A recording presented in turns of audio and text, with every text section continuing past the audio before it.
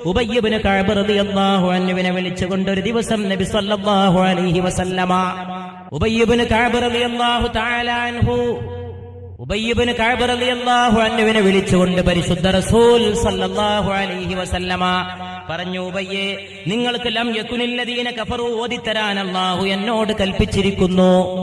ഉബയ്യ് റളിയല്ലാഹു അൻഹു ഉടൻ തന്നെ ചോദിച്ചു, നമുക്കും മരിച്ചു പോയ ശേഷം എത്തേണ്ടത് സ്വർഗമാണ് പ്രിയപ്പെട്ട. ആ ഒരു പൊരുത്തത്തിന് വേണ്ടി സഹാബത്ത് എത്രമേൽ അത്യുദ്ധാനം ചെയ്തു.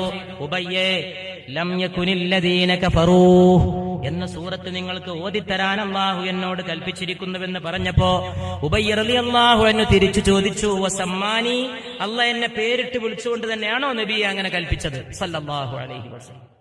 ഈ ഉബയ്യിന്റെ പേര് പറഞ്ഞിട്ടാണോ? അള്ളാഹുവിന്റെ റസൂൽ പറഞ്ഞു, നഅം, അതേ, അല്ലാഹു നിങ്ങളുടെ പേര് പറഞ്ഞുകൊണ്ട് നിങ്ങൾക്ക് ലം യകുനില്ലദീന കഫറൂ എന്ന സൂറത്ത് ഓതിത്തരാൻ എന്നോട് കൽപ്പിച്ചിരിക്കുന്നു.